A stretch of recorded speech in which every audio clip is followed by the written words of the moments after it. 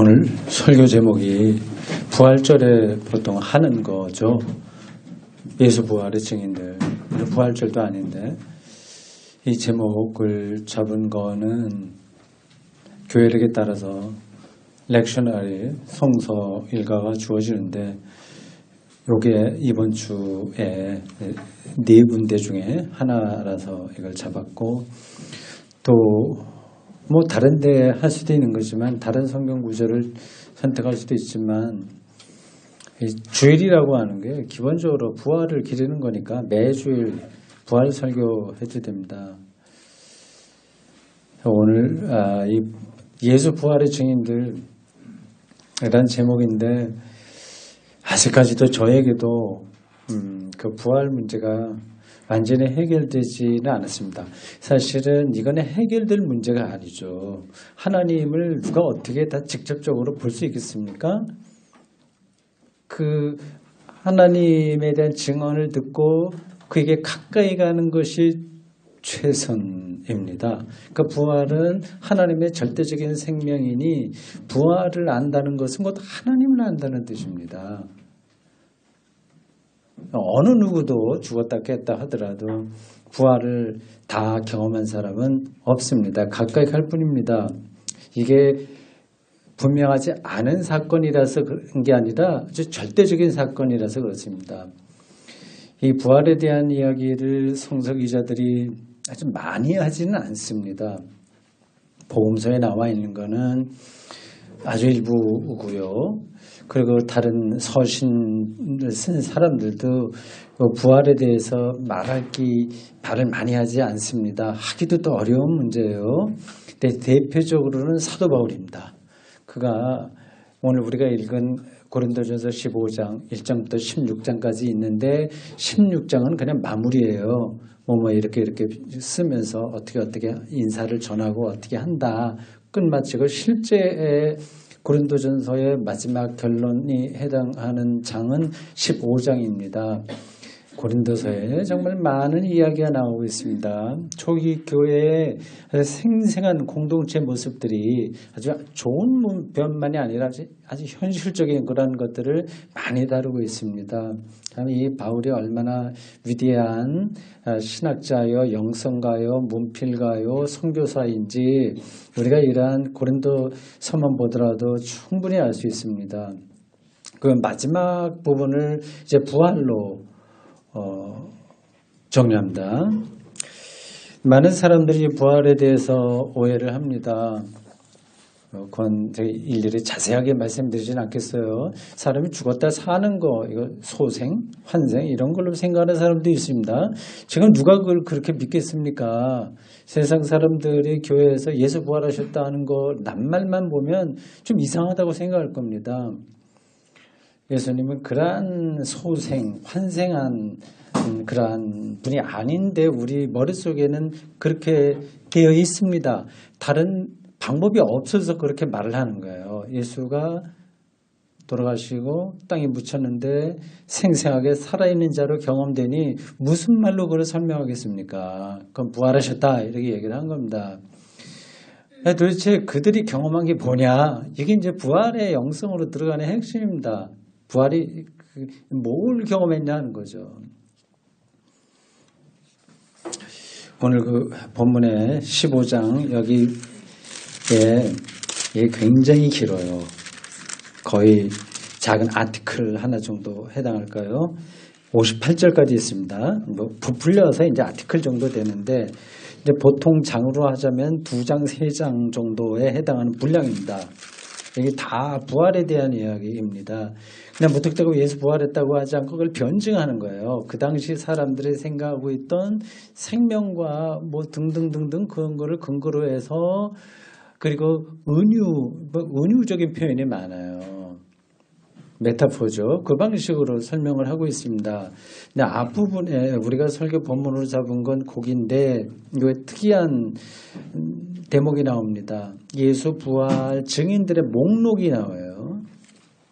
게바부터 시작하죠. 게바는 베드로입니다. 그 당시 최고 권위 있는 그런 사도였기 때문에 그가 제일 앞에 나오고 근데 개바부터 시작해서 이게 순서대로 나오는지 아닌지는 잘 모르겠습니다. 근데 일단 그렇게 보여요. 개바부터 시작해서 바울까지 갑니다. 이 바울과 그 앞에 있었던 사람들, 그 목록에 나온 사람들하고는 조금 성격이 다른 겁니다. 앞에 있는 사람들은 그냥 연대순으로 본다면 예수 부활 승천하기 전에 경험을 했다고 한다면 이 바울은 승천 이후에요, 말하자면. 그렇죠? 시간적으로 보면 그렇죠. 그러니까 성격이 다른 겁니다. 여기에 특별히 500여 형제에게 일시에 보이셨다는 말도 나와요. 앞에는 개발 한 사람, 바울 한 사람, 몇몇 12제자 등등이 있는데 한 6종류의 부류로 나오는데 특이한 게 500여 형제에게 일시에 보이셨다고 하네요. 와, 이런 게 가능한지 아닌지 한번 잘 생각해 보십시오. 근데 이러한 설명은 다른 복음서에도 없는 이야기예요. 다른 서신 기자들도 그거를 기록하지 않고 있습니다. 바울도 어디서 들어서 이걸 기록했겠죠. 자기가 직접 본 건 아니니까.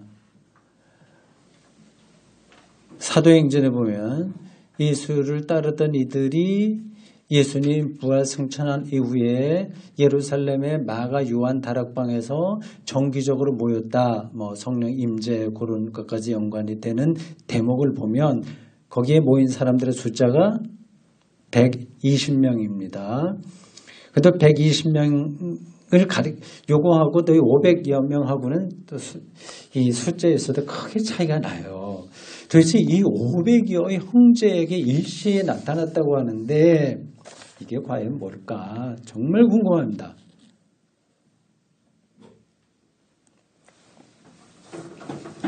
부활에 대한 오해는 종종 벌어집니다. 그 당시 초기 기독교에도 있었습니다. 바울이 이 고린도전서 15장을 쓰면서 그 한 대목을 짚습니다. 15장 50절에 보면 이렇게 말해요. 혈과 육은 하나님 나라를 이어받을 수 없고 또한 썩는 것은 썩지 아니하는 것을 유업으로 받지 못한다. 이 혈과 육, 우리의 구체적인 삶을 얘기합니다. 이 시간과 공간 안에서 먹고 배설하고 사랑하고 미워하고 하는 구체적인 이러한 삶의 현장, 이러한 모습을 가리킵니다. 혈과 육, 이건 무조건 나쁜 뜻으로 하는 게 아니라 구체적인 인간의 모습이라고 하는 겁니다. 근데 그러니까 부활되면 이게 다시 이렇게 산다고 생각한 사람이 있었던 거예요. 혈과 육이란 구체적인 인간의 삶으로 그 연장되거나 또 거의 새로워진다고 그래서 새로워진다기보다도 하여튼 이러한 모습이 그냥 연장되는 것으로 그게 부활이라고 생각하는 사람들이 있어서 바울은 그거 아니야. 혈과 육으로 다시 사는 거 아니야. 이렇게 말을 한 겁니다. 바울은 부활을 그 15장을 쭉 이렇게 따라가다 보면 질적인 변화로 보았습니다. 생명이 질적으로 변화하는 거 이렇게 말해요. 고린도전서 15장 51절과 53절을 보면 이렇습니다. 이러한 문장들이 여러분들에게 생생하게 들리면 참 영성이 깊고 그 글 읽기에 내공이 깊다 이렇게 할 수 있습니다. 근데 이게 옛날 언어이기 때문에 잘 안 들어올 수 있어요. 그러나 조금 잘 생각해 보십시오. 멋진 표현이에요. 나팔 소리가 나매 죽은 자들이 썩지 아니할 것으로 다시 살아나고 우리도 변화되리라. 이 썩을 것이 반드시 썩지 아니할 것을 입겠고 옷 입듯이 입겠고 죽을 것이 죽지 아니함을 입으리로다. 지금 이상한 표현입니다. 변화된다는 뜻이에요. 뭐 옷을 입는다, 썩지 않을 것을 입는다 이런 것들 말입니다. 근데 우리가 변화된다고 하는 게 구체적으로 뭔지는 모릅니다. 이 애벌레가 나비가 되는 건지 씨앗에서 싹이 나서 꽃이 된다고 하는 건지 우리가 좀 이렇게 연상할 수 있는 건 그런 정도지 더 이상은 우리가 알 수가 없습니다. 근데 우리의 썩을로 우린 다 썩잖아요. 모든 것들이 다 그렇습니다. 아름다운 것들을 포함해서 모든 것들이 다 그래요. 어떤 이념들도 없어지게 되고 인류 자체도 또 없어질 수도 있죠. 그렇죠? 지구에서 사는 그 호모사피엔스가 계속 여기 사는 건 살 수는 없잖아요. 언제 어느 때 어느 일이 일어나서 지구에 수십만 종들이 있다가 없어지고 지금 없어진 종들이 더 많습니다. 현재 남아있는 것보다. 인류도 그 종의 하나인데 좀 특별하긴 하죠. 인류는 다른 동식물들과. 그래도 다 이 지구에 종속돼서 살아서 다 썩습니다. 죽는다고 하는 거죠. 없어진다고 하는 거죠. 근데 썩지 않을 것으로 옷 입는다. 이렇게 바울이 표현했습니다. 그게 구체적으로 뭔지를 이렇게 모릅니다. 그래서 자꾸만 그거를 구체적으로 사람들이 생각하려고 그래요. 정말 진리는 너무 그렇게 구체적으로 하는 게 좋지 않습니다. 한나라에 가서 뭐 황금별력을 받는다거나 뭐 내 집이 좋다거나 이건 완전히 내려놓아야 됩니다. 그런 방식으로 우리 손에 들어오는 부활나라, 하나님 나라라고 하면 정말 시시한 거죠. 그럼 복지가 향상된, 극대로 향상된 것에 불과합니다. 그러면 거기 좋은 집에 가서 사는 사람하고 나쁜 집에 가는 오막살이 이런 집에 가는 사람하고 또 비교가 되고 그거는 절대적인 생명의 나라가 아니죠. 우리가 그게 어떤 건지를 모릅니다. 다만 변화된 우리가 상상할 수 없는 그런 나라 인 겁니다.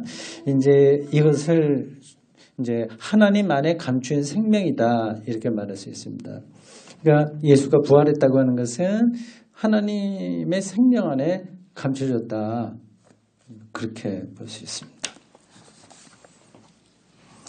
바울이 이렇게 15장에서 이 부활에 대한 이야기를 여러 가지로 이렇게 저렇게 하고 있고 뭐 썩을 것과 썩지 않을 것의 관계들 뭐 등등 이렇게 말하는 것은 그 어떤 절대적인 경험을 했다는 데에서 출발하는 겁니다. 이 언어의 한계로 인해서 더 이상 말할 수 없어서 썩을 것이 썩지 않을 것을 옷 입듯이 입는다 이렇게 표현했는데 그 표현 자체에 매달리지 말고 과연 그가 어떤 경험을 했느냐 하는 것에 우리가 관심을 기울여야 됩니다. 3절과 4절에서 이 바울이 고린도 교회에 내가 정말 중요한 것 당신들에게 말하겠다 하면서 이렇게 이야기합니다. 내가 받은 것을 먼저 너희에게 전하였노니 이는 성경대로 그리스도께서 우리 죄를 위하여 죽으시고 장사 지낸 바 되셨다가 사흘 만에 다시 살아나사 이렇게 나갑니다. 우리말 번역이 이렇게 줄줄줄줄 이어져 갖고 싹 깨끗하게 들어오질 않아요. 굉장히 중요한 것을 여기서 세 문장으로 한 겁니다. 세 문장. 첫째는 그리스도께서 죽으셨다. 두 번째는 그는 묻히셨다. 세 번째, 그는 살아나셨다. 이 세 문장을 또박또박 이렇게 한 겁니다. 이 그리스도께서 죽으시고 땅에 묻혔다고 하는 것은 역사적 사실이라서 우리가 이해하기가 뭐 간단합니다. 이게 뻔한 이야기를 바울이 한 이유는 뭐 사도신경에도 나오고 있는데 예수가 역사적 실존 인물로서 그래 살았다고 하는 뜻입니다. 이제 그거는 우리가 이해하는데 어렵지 않아요. 반면에 세 번째 문장이 가리키는 것, 다시 살아나셨다고 하는 것은 우리의 일상을 벗어납니다. 도대체 그건 뭘까요? 죽었고 땅에 묻혔고 그건 우리와 똑같이 하니까 되는데 다시 살아나셨다고 하는 거 무엇을 경험했기에 이런 이야기를 한 것일까요? 예수님이 너무 그리워서 우리들도 살다가 가족이 먼저 죽으면 특히 이제 참척이라고 하는 자식이 먼저 죽으면 매일 꿈에 나오지 않겠습니까? 그 환영을 본 수도 있고요. 뭐 그런 거를 주제로 한 영화도 있는 것 같아요. 그러니까 예수가 너무 그리워서 환영을 본 것일까요? 이 사람들이요. 아니면 예수의 가르침을 더 열정적으로 우리가 전해야 되겠다고 하는 사명감이 다시 나타난 것일까요? 뭘까요? 여기서의 핵심은 두 가지입니다. 이 초기 제자들하고 바울의 이 예수 부활에 대한 경험에서 핵심은 다음에 두 가지 사실입니다. 하나는 제자들이 예수님을 살아있는 자로 경험했다는 겁니다. 땅이 묻혔는데 죽었는데 그럼 끝나야 되잖아요. 근데 그를 살아있는 자로 경험했다는 겁니다. 그게 하나고 다른 하나는 이 경험을 통해서 제자들이 죄와 죽음으로부터의 해방을 경험했다는 겁니다. 이 두 가지는 서로 연결돼요. 이쪽 경험이 저쪽에 영향을 끼치고 거꾸로도 영향을 끼칩니다. 예수님의 운명을 통해서 제자들이 죄와 죽음으로부터 해방되는 경험을 했기에 그들은 예수님을 지금 살아있는 자로 인식하고 고백할 수 있었습니다. 두 가지 연결되는데 조금 너무 비약이 있나요? 여러분들 정리가 되시는지요? 이 두 가지 경험, 예수를 살아있는 자로 경험한다는 거하고 예수를 통해서 죄와 죽음으로부터 해방된다는 경험, 이 두 가지 경험을 관통하는 키워드는 예수를 통한 절대 생명입니다. 예수를 통한 절대 생명. 제자들은 예수를 통해서 살아있다고 하는 게 무엇인지를 알게 되었습니다. 단순히 세상에서 잘 먹고 잘 사는, 오래 사는 뭐 그런 것을 뛰어넘는 생명입니다. 그래서 그 생명을 영생이라고 불렀습니다. 그들은 예수를 믿으면 영원한 생명을 얻는다는 믿음을 갖게 된 겁니다. 예수가 다시 부활했다고 하는 말과 예수를 믿음으로 영생을 얻는다는 말은 결국 같은 의미입니다. 요한복음 기자는 죽었던 나사로를 예수님이 살리신 사건을 전하면서 예수님의 입을 통해서 이렇게 말했습니다. 요한복음 11장 25절과 26절입니다. 나는 부활이요 생명이니 나를 믿는 자는 죽어도 살겠고 살아서 나를 믿는 자는 영원히 죽지 아니하리라. 여기 예수가 생명과 부활이라고 되어 있고 영생이 연결되어 있죠. 이 두 가지 그러니까 같이 하나의 사건을 이야기하는 겁니다. 바울이 제시한 예수 부활 증인들의 목록을 다시 보십시오. 게바로부터 시작해서 바울까지 나옵니다. 여기에 여러 층의 사람들이 등장합니다. 야고보는 예수님의 동생입니다.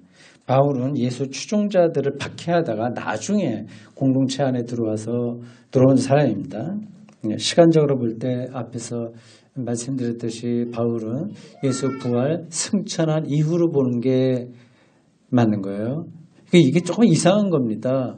예수 부활 경험이 예수가 나타나셨다고 하는 게 어떻게 승천 이후에 또 그럼 예수님 내려와서 바울을 만났다는 얘기인가 하는 생각도 들어요. 그리고 게바로부터 12 사도 그리고 야고보 이렇게 나타났다고 했는데 그러면 그들에게 나타나지 않을 때 예수님은 어디 계셨을까? 어디 부활한 주님이 다른 데 있다가 누굴 내가 만나야지 해서 찾아가야지 해서 갈릴리에도 가고 어디에도 가고 이렇게 하신 건가?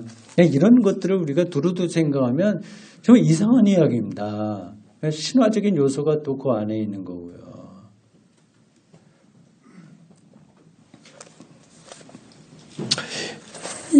이 부분을 생각해야 됩니다. 예수님이 나타났다고 했잖아요.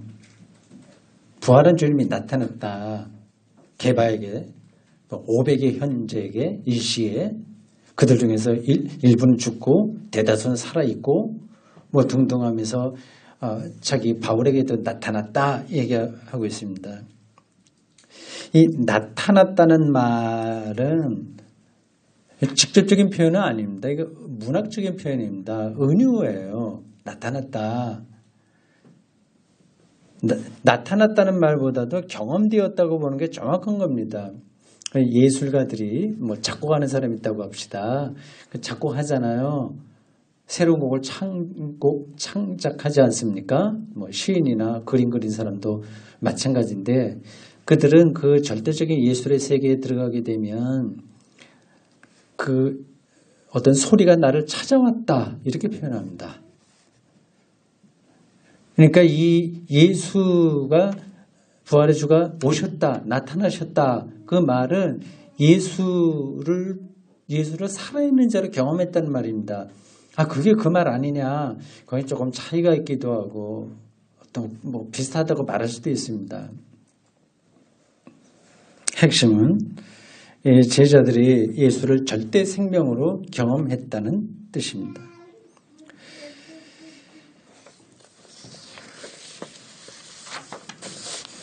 오늘 설교 제목 예수 부활의 증인이라고 하는 그 교회 전통에 우리가 바르게 살려면 예수가 왜 절대 생명인지를 아는 게 핵심입니다. 예수 부활하셔서 우리도 부활에 그런 문자에 떨어지는 게 아니라 예수를 절대 생명으로 알고 또 다른 사람들에게 그걸 해명할 수 있어야 됩니다. 이거는 기독교 복음을 다른 사람들에게 전하기 위한 것만이 아니라 우리 개개인의 신앙과 그 구원과도 직결됩니다. 그 예수를 절대 생명으로 경험하는 게 구원이잖아요. 죽어서 내가 뭐 천당 간다 이런 아주 원초적인 표현이 있는데 그게 틀린 건 아닌데 자꾸만 그거를 어린아이들 동화를 보듯이 그렇게 잠깐 머릿속에 연상하면 안 됩니다. 예수를 절대 생명으로 경험했다고 하는 게 그렇게 표현되는 겁니다. 우리에게 그게 가장 핵심적인 신앙의 내용이라고 할 수 있습니다. 저는 여러분들이 평소에도 이 부활, 영생, 절대 생명, 구원을 깊이 생각했으면 좋겠습니다. 다른 재미있는 일들도 많이 있는데 그건 하시고 그건 하지 말라고 하더라도 여러분들은 찾아서 하실 것이고 이 기독교인이라고 한다면 여기에 자기의 모든 걸 걸어야 하겠죠. 뭐 시간이 없어서 그런데 내 신경 쓰기 힘들다, 뭐 좀 힘들다 그렇게 생각하는 사람도 있겠지만 더 많은 경우는 대충 안다는 생각 때문에 그걸 안 하는 겁니다. 부활 알지 이런 겁니다. 그래서 이런 문제에 대한 공부를 차일, 피일, 미룹니다. 그 기독교 신앙의 중심으로 들어가지 못하고 언저리에 머물다가 그냥 이제 끝나게 되죠. 뭐 그렇게 살아도 됩니다. 근데 그렇게 되면 결국 나이가 들면서 우리의 영혼이 건조해지고 우리가 기독교인의 길을 가고 있는데 영혼이 건조해지고 다른 것에 신경이 많이 쓰이고 위축되고 또 너무 과민해지면서 삶 자체가 초라해집니다. 겉으로는 그럴듯하게 보이지만 그게 뭐 장로다 뭐다 해서 뭐 이런저런 훈장 비슷한 것들을 많이 달고 살지만 그러나 초라해집니다. 건강은 건강할 때 챙겨야 된다는 말이 있듯이 영혼의 건강도 아직 생기가 있을 때 챙겨야 됩니다. 그런 노력이 필요하죠. 그게 바로 오늘 본문에서 바울이 말한 것처럼 예수가 죽고 무덤에 묻히셨고 그리고 다시 살아났다고 하는 복음의 중심 안으로 들어가는 겁니다. 예수를 믿으면 절대 생명을 얻는다는 사실이 혹은 그 사실을 날이 갈수록 더 생생하게 느끼는 삶을 가르칩니다. 저도 뭐 그러고 싶습니다. 다른 거는 그냥 다 대충 지나갈 수 있어요. 이러나 저러나. 조금 넉넉하게 살 수도 있고 조금 부족할 수도 있고 건강도 좀 그럴 수 있고 조금 아닐 수도 있습니다. 그만 아무리 발버둥 쳐도 뭐 절대적인 건강과 절대적인 행복 이거는 불가능하니까 내버려 두고 예수의 절대 생명 부활 여기에 조금씩 가까이 가고 싶습니다. 근데 이게 한번 어디 아는 것으로 끝나는 게 아니라 죽을 때까지 계속됩니다. 하나님을 죽을 때까지 알아가야 되는 것처럼 이건 똑같은 이야기입니다. 그래서 다행이에요. 목사가 돼갖고 평생 그 설교하고 신학이 어느 정도 경지에 올라가니까 뭐 대충 알겠네. 이게 아니니까 얼마나 다행인지 모르겠습니다. 숨이 끝날 때까지 갈 어떤 게 있거든요. 예수님을 통해서 생명은 영원한 생명이요. 영원한 생명. 이건 정말 삶이 딱 들어있는 그러한 용어들입니다. 이게 상투적으로 우리 기독교인들에게 떨어져 있어서 그것이 우리들에게 말하는 영적인 다이나믹을 놓칩니다. 영원한 생명을 얻는다고 하는 것이 무슨 뜻일까요? 사람은 모두 죽습니다. 영생을 얻는다는 말은 그러니까 우리가 죽지 않고 사는 게 아니라고 하는 게 분명합니다. 그리고 우리의 생명이 좀 길어져서 이제 의학이 발달하고 뭐 영양도 뭐 많이 받고 해서 뭐 200년, 500년, 1000년까지 산다고 해서 그것이 행복의 절대 조건도 아닙니다. 오히려 그것은 어느 소설에도 있고 많은 그 철학자들이 얘기했듯이 그렇게 영생 그냥 시간이 무조건 늘어나는 거 엔들리스죠. 그 쭉 늘어나는 거 끝이 없는 그런 삶은 오히려 저주에 가깝습니다. 도대체 영생이 뭐냐에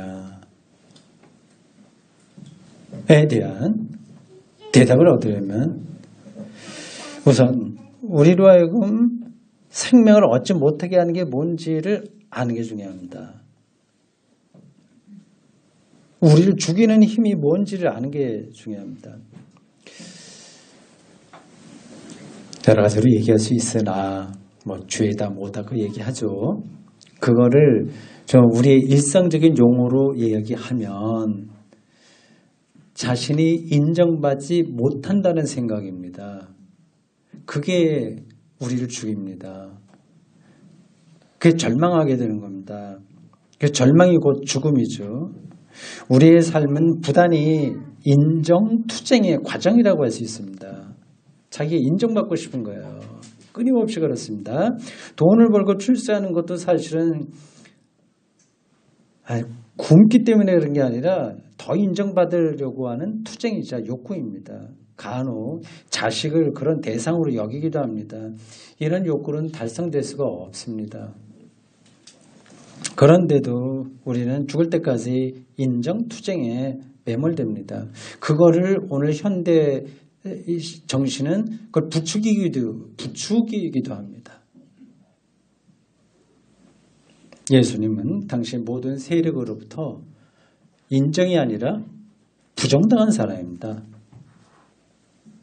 보통 부정당한 게 아니라 모든 것이 부정당한 사람입니다. 심지어 십자가 위에서는 하나님으로부터도 버림받았다는 생각을 그는 할 수밖에 없었습니다. 그 당시 상황에서는 그게 답이었습니다. 하나님으로부터의 유기예요.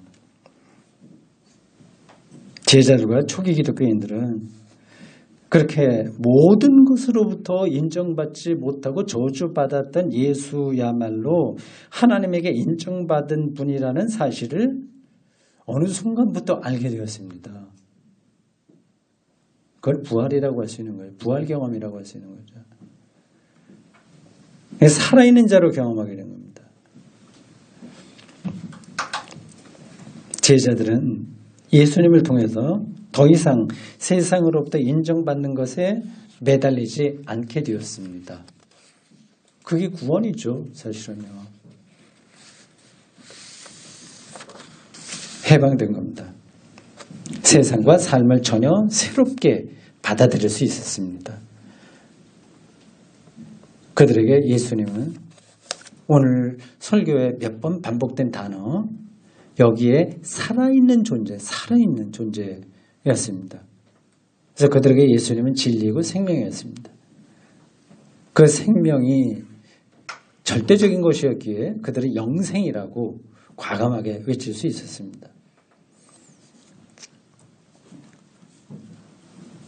전달이 됐나요? 우리들에게 교리로 딱 굳어져 있던 부활, 영생 이런 것들을 실질적으로 좀 이해하시라는 뜻으로 말씀을 드렸는데 더 골치만 아파졌는지 모르겠습니다. 오늘 설교 제목은 예수 부활의 증인들이었습니다. 저는 바울이 제시한 증인들의 목록을 여러분들에게 6층으로 있는 걸 말씀드렸습니다. 바울이 그냥 아무 생각도 없이 심심풀이로 이런 목록을 제시한 게 아닙니다. 그 목록에 나온 사람들은 우리와 똑같은 사람들이었습니다. 오늘 우리도 역시 예수 부활의 증인들입니다. 초기 기독교에 속한 사람들은 아주 유별나게 이 증인이라고 하는 데에서 그 소명, 거기에 대한 느낌이 강했습니다. 증인, 예수 부활의 증인이라고 하는 사실이 그들에겐 모든 거였습니다. 그래서 경우에 따라서 순교도 마다하지 않았습니다. 마르투스라고 하는 이 순교자라는 헬라어가 증인이라고 하는 똑같은 뜻입니다. 똑같은 말입니다. 증인은 순교자고 순교자는 증인으로 자기 정체성을 자리매김했습니다. 소설가 김훈, 가톨릭 교회의 박해를 다룬 소설 흑산, 한자로 소설 제목이 달려 있더라고요. 흑산도를 얘기합니다. 정약전이 유배에 당한 곳이죠. 그 형제들이 순교당하기도 하고 또 유배 가기도 하고요. 그 사위가 어느 정약 이렇게 나가는 형제들의 어느 사위인 황사영이 또 순교당하고 하는 그런 처참한 어떤 사화인가 박해인가 그 시대에 얽힌 거를 배경으로 한 소설입니다. 김훈이 그 소설을 다 쓰고 마지막 후기 마지막 단락에 순교자들에 대한 자신의 생각을 이렇게 정리했습니다. 참 그분의 그런 힘이 있어요. 이렇습니다. 나는 말이나 글로서 정의를 다투려는 목표를 가지고 있지 않다. 나는 다만 인간의 고통과 슬픔과 소망에 대하여 말하려 한다. 나는 겨우 나는 겨우 조금밖에는 말할 수 없을 것이다. 그래서 나는 말이나 글로서 설명할 수 없는 그 멀고도 확실한 세계를 향해 피 흘리며 나아간 사람들을 그리워하고 또 괴로워한다. 나는 여기에 산다. 오늘 우리는 순교 시대와는 다른 때를 삽니다. 아주 포악한 시대에 순교를 당했죠. 다른 방식으로 우리는 여전히 순교 영성을 붙들어야 됩니다. 그게 바로 예수 부활의 증인으로 사는 겁니다. 예수 부활의 증인으로 산다고 하는 게 구체적으로 무엇일까요? 역사적 예수가 여러분들에게 왜 절대 생명인지를, 그러니까 하나의 귀신처럼 있는 예수가 아니라 신성으로서의 그 예수가 아니라 아주 구체적으로 우리가 똑같았던 심성과 몸을 가졌던 그 역사적 예수가 왜 우리에게 절대 생명인지를 말과 삶으로 변증하는 겁니다. 이게 증인의 삶이고 순교자의 삶입니다. 여러분의 가정과 직장과 삶의 현장에서 생명을 생명답게 만들어가는 일에 최선을 다해야 됩니다. 그것이 경우에 따라서 인내일 수도 있고 관용으로 나타나기도 하고 투정으로 나타나기도 할 겁니다. 중요한 건 매 순간 어느 때나 예수와 생명을 영혼의 중심에 두는 삶입니다. 저도 그렇게 살고 싶은데 쉽진 않나요? 그래도 그렇게 노력을 하고 있습니다. 다른 것들은 그냥 기차 타고 인생살이라고 하는 게 기차 타고 지나가는 거하고 비슷하니까 그냥 대충 보고 가면 되고 예수와 이 생명, 이것은 내 영혼, 내 인생 전체에 아주 그 중심이 되기를 바라는 겁니다. 근데 그런 일들은 골치 아파서나 싫다가 바빠서 그렇게 살지 못하겠다고 생각하는 사람들도 있을 겁니다. 그런 사람들은 잠시 여기서 안락하고 느긋하게 인생을 엔조이 할지는 몰라도 신약 성경과 기독교 역사가 중심에 붙들고 있는 부활 증인으로서의 영광스러운 삶에는 참여할 수 없습니다. 아멘.